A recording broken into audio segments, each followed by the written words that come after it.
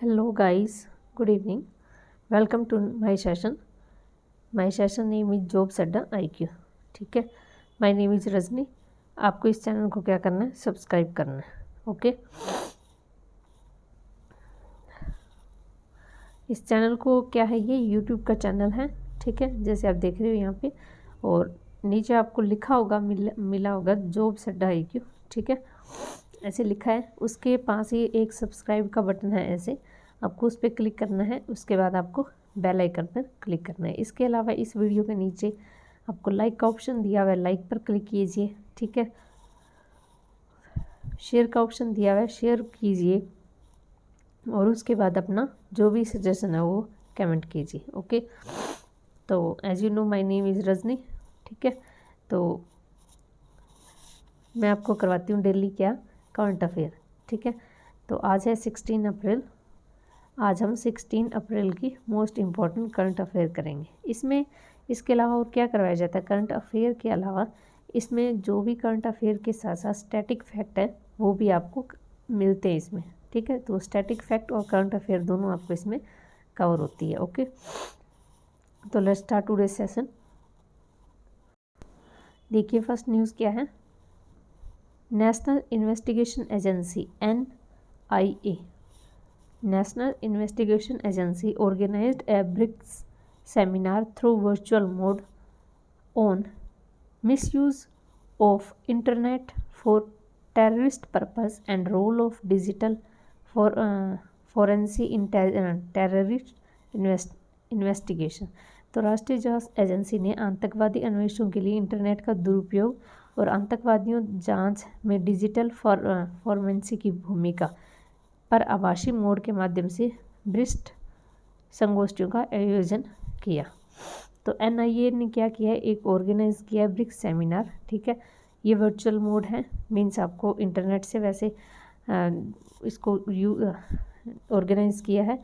और इसका थीम क्या है, miss use of internet for terrorist purpose. ठीक है, एक तो हम इंटरनेट का कैसे मिस यूज़ कर रहे हैं आतंकवाद के पर्पज़ के लिए, एक दूसरा है कि role of digital forensic in terrorist investigation, और दूसरा है आतंकवाद को जांच पड़ताल करने के लिए जो हमारी डिजिटल फोरेंसिक है वो किस तरीके से उसका रोल है, वो दोनों बताने के लिए. ओके, ये जो ब्रिक्स समिट है ना, ब्रिक्स समिट, इसका 13वां एडिशन वो होना है इंडिया के अंदर. ठीक है, तो अब इससे रिलेटेड जितने भी समिट होने हैं ना, वो सारा कौन होस्ट करेगा, वो सारे के सारे इंडिया ही होस्ट करेगा. ठीक है, तो ये चीज़ आपको ध्यान रखनी है.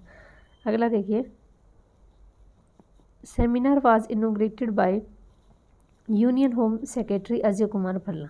तो सेमिनार का उद्घाटन किसने किया है, हमारे जो केंद्रीय गृह सचिव है अजय कुमार भल्ला, इन्होंने इसको इनोग्रेट किया.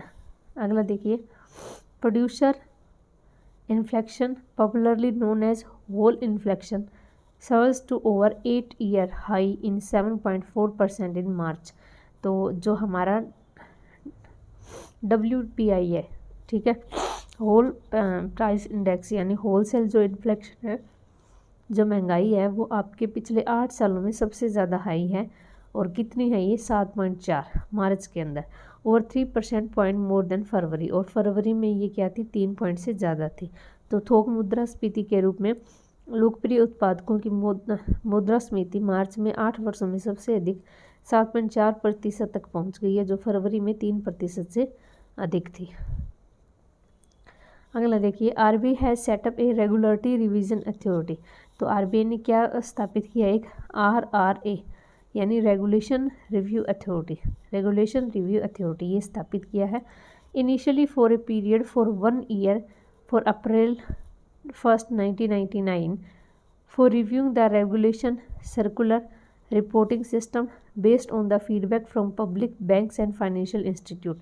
तो RBI ने जनता, बैंक और वित्तीय संस्थानों के से प्राप्त प्रतिक्रिया के आधार पर विनिमय परिपत्रों रिपोर्टिंग प्रणाली की समीक्षा के लिए 1 अप्रैल 1999 से 1 वर्षीय अवधि के लिए एक विनिमय समीक्षा प्राधिकरण गठित की है. ठीक है, तो RBI ने क्या सेटअप किया, एक रेगुलेशन रिव्यू अथॉरिटी, ये इसको जो है सेटअप किया है. ओके,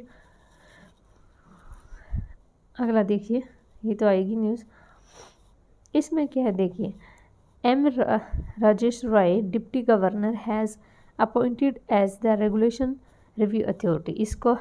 इसको जो है इनका हेड बनाया गया राजेश्वर राव को।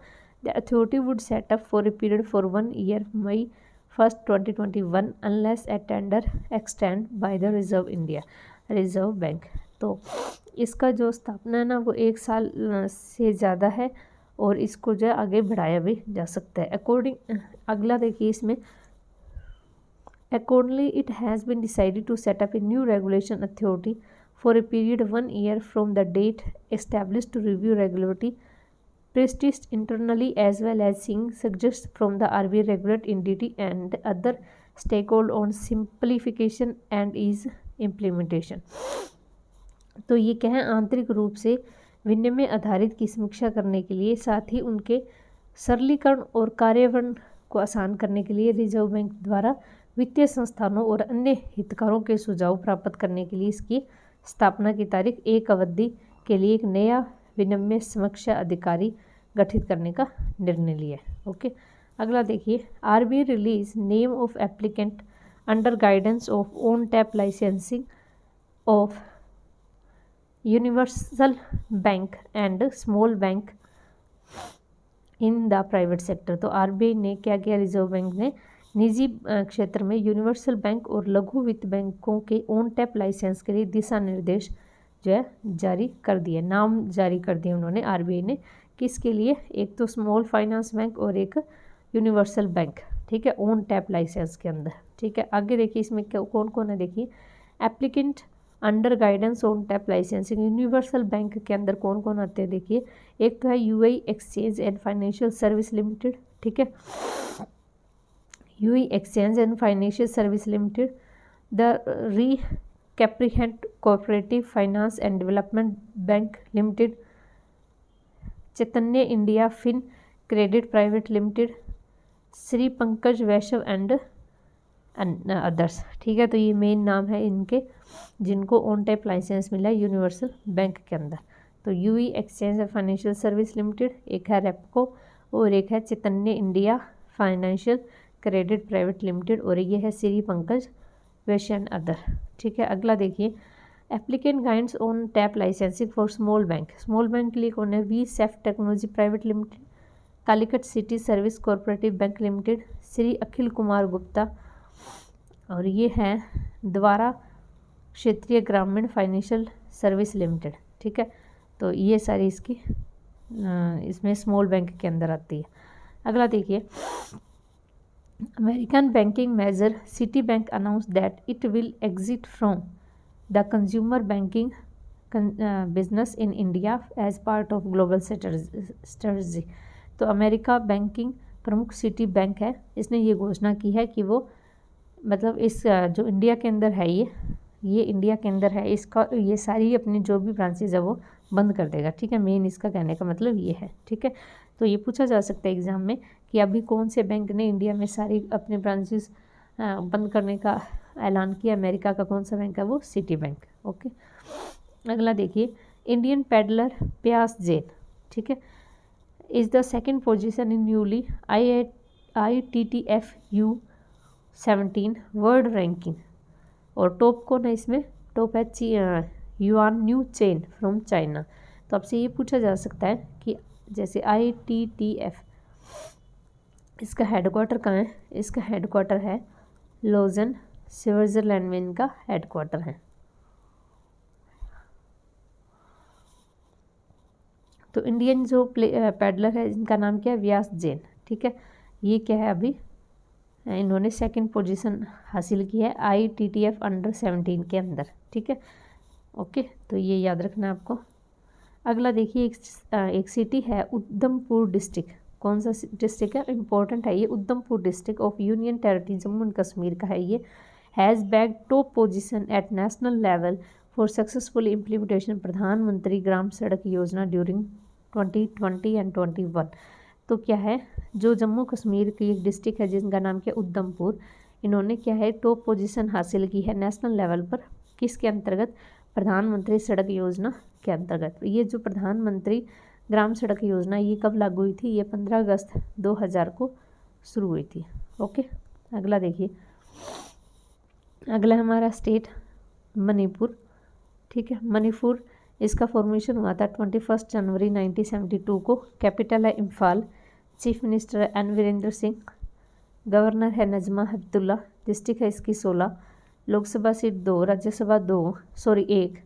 Largest city Imphal. Legislator unicameral. Official language है इसकी मणिपुरी। बॉर्डर स्टेट नागालैंड, मिजोरम और असम, और बॉर्डर में आता है इसके बर्मा और म्यांमार। ठीक है, इसके अलावा इसमें नेशनल पार्क है Keibul Lamjao national park, Siroi national park, और इसकी 2 वाइल्ड लाइफ सेंचुरी है। कौन सी? खोंग जाइम्बा क्लिंग चिंग वाइल्ड लाइफ सेंचुरी, और ये है यगो उपक्की लोकचाऊ वाइल्ड लाइफ सेंचुरी। ओके, तो और एक न्यूज़ और रहती है, ये देखिए, ये इंपॉर्टेंट है। Kohli name visions ODI player 2010। तो विराट कोहली का नाम आया है विजडन के द्वारा। ठीक है, ये एक विजडन, एक सेकंड, इन्होंने क्या किया है, ओडीआई प्लेयर 2010 के लिए विराट कोहली को नाम दिया है। ठीक है, विराट कोहली का। While England all-rounder Ben Stokes was declare cricket of the year, यानी 2010 का क्रिकेट ऑफ द ईयर कौन है? Ben Stokes. ठीक है, बेन स्टोक्स, ये कहाँ से हैं? ये इंग्लैंड से हैं। इसके अलावा और भी दे रखे हैं आपको, देखिए, Sachin Tendulkar was name ODI player 1990 के लिए कौन है? सचिन तेंदुलकर। कपिल देव बेस्ट फॉर 1980 के लिए कपिल देव। ठीक है, इसके अलावा sir Vivian Richard claim prize of 1970 के लिए। ठीक है, तो अब यहाँ पर ये लिख लीजिए 2070 के लिए कौन है? ये है सर विवियन रिचर्ड। ठीक है, 2070 नहीं, 1970। 1980 के लिए कौन है? कपिल देव। 1990 के लिए कौन है? सचिन तेंदुलकर।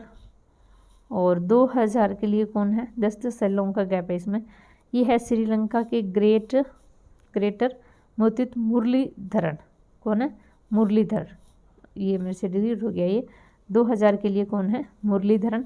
और 2010 के लिए कौन है? विराट कोहली। ठीक है, ये आपके से कोई भी पूछे जा सकते हैं। ठीक है, तो आपको ये सारे इम्पोर्टेंट जो भी प्लेयर है ये आपको याद रखने हैं। ओके, अगला देखिए, national payment system is set up to get more fund managers and expand as relating city criteria for investor. यानी ये क्या है, जो एनपीएस है, नेशनल पेमेंट सिस्टम, इन्होंने जो अपनी एज है, एंट्री एज, वो क्या कर दिया? वो चेंज कर दी है। ठीक है, तो इसमें क्या है, NPSC will raise the entry age limited from 65 है ये यहाँ पर, 65 ईयर टू 70। ठीक है, तो 65 से ये 70 साल कर दी है। वाइल दो joining after 60 allowed to invest in 75। ठीक है, जिसने 60 में उम्र में ज्वाइन किया वो 75 तक ये इन्वेस्ट कर सकता है। ठीक है, तो ये है आपकी न्यूज़। तो बस इतनी ये न्यूज़ है आज की। ठीक है, होप सो आपको पसंद आया होगा सेशन।